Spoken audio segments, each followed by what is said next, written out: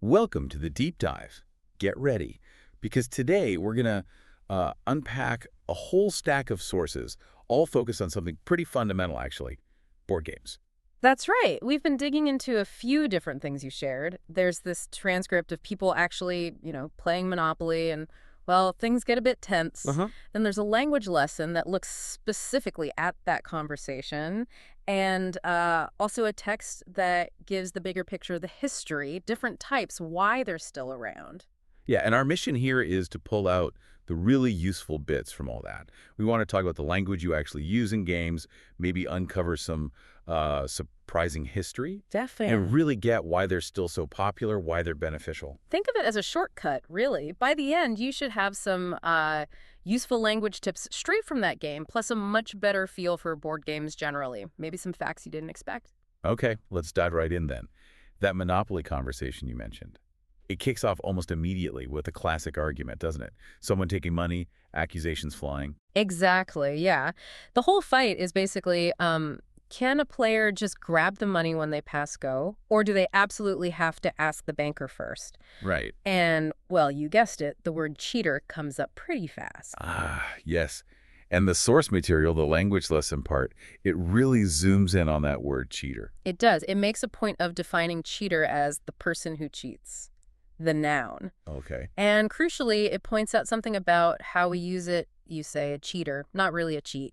That specific detail is something the language source flags as like a key thing to notice. Which is interesting. And Yeah. cheating itself, the sources just define it as, being dishonest in the game. They give an example like hiding cards. Yeah. Classic. Classic move.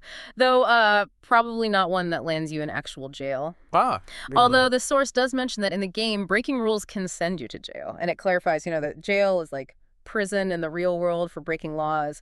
It kind of contrasts the game penalty with the real thing. Makes sense. Now, back to that argument, the role of the banker seems central. Yeah, in Monopoly, the banker's job is just handling the money, giving it out, taking it in. And the source material draws a really neat comparison there, doesn't it? Contrasting the game's banker with a real-life one. Exactly. The game banker is much more like a bank teller. Just transactions. Right. Whereas a real-world banker, as the source reminds us, is usually making big decisions, investments, loans, more of a manager type. It's interesting how the game borrows the word but changes the job, sort of. Uh-huh. And speaking of money, the whole argument started because someone wanted to collect $200 for passing go. The sources define collect here, too. Yeah, basically just meaning to get or to take in that context. Like a landlord collecting rent. That's another example they use. Yep, that's in there. It's a common word, but seeing it highlighted in the game talk shows how it works practically. So beyond just single words, that language lesson source also picks out some really handy phrases from the dialogue. It does, yeah, really useful ones. Like the first one, such a noun, used right in that accusation. You are such a cheater. Right, and the explanation is that it's for emphasis. It makes the noun feel bigger, more intense, like really. Usually negative, it seems. Mm. Such a terrible person. Often, yeah, but the source does note you can use it positively. But then it usually has an adjective like such a good friend or such a nice person. The main point is such a noun really punches up the noun itself. Okay. Now this next one feels super useful, tied right into that rules fight. Can't just verb.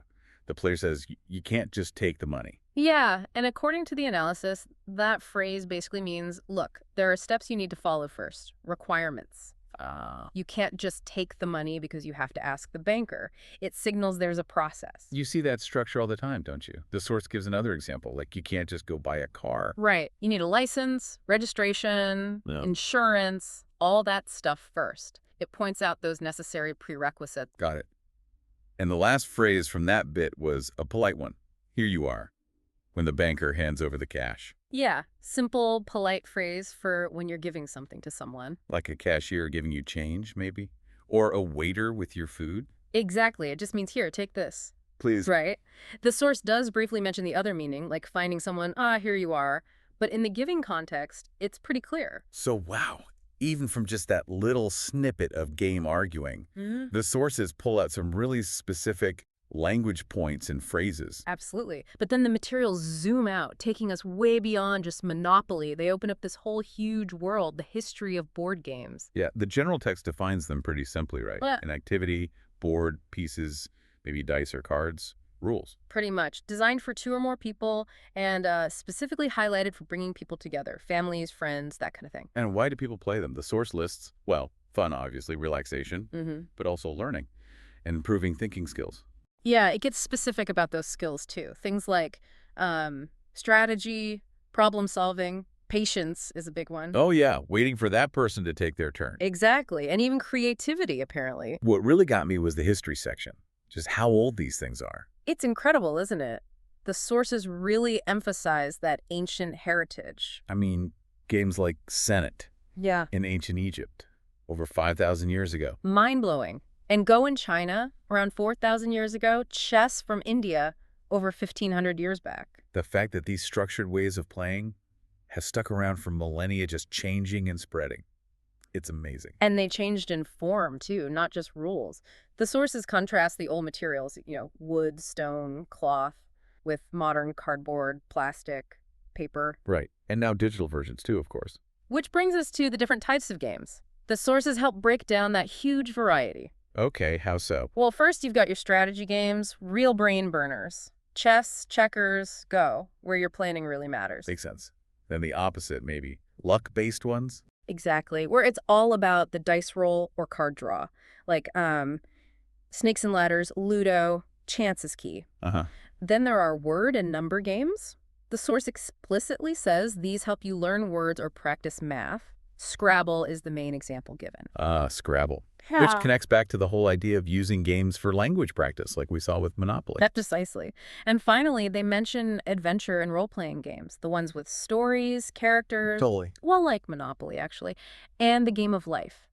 So the game we started with fits into this category, too. So, pulling it all together, these sources are making a strong case that board games are more than just, killing time. Definitely. They help us think smarter strategy, problem solving. They teach patience, waiting for your turn. Reduce stress, bring some fun. Yep. And even boost memory, remembering rules, past moves, that sort of thing. And maybe most importantly, they bring people together. Yeah. Social connection, face-to-face. The sources really stress that. Yeah. The text even boils down starting a game to 5 simple steps. Choose one, learn the rules, set it up, play fair, and, well, have fun. Captures the essence, really. Simple and looking forward. The sources mention online games, maybe even VR versions someday. Right. They acknowledge that evolution, but they also circle back to the core idea that board games, whatever the format, are fundamentally about connecting people and making learning enjoyable. So, yeah, from dissecting specific phrases in a Monopoly argument all the way to tracing thousands of years of human play. This deep dive, using your source materials, it really shows the surprising depth in something we might just see as a rainy day activity. It really does. The enduring value is quite clear. So here's something to think about. Board games have connected and challenged people for literally thousands of years. They've evolved from, carved stone to pixels on screens. What does that persistence, that constant presence, actually tell us about our basic human need for structured play, for learning together under shared rules and just connecting, no matter the era or the technology?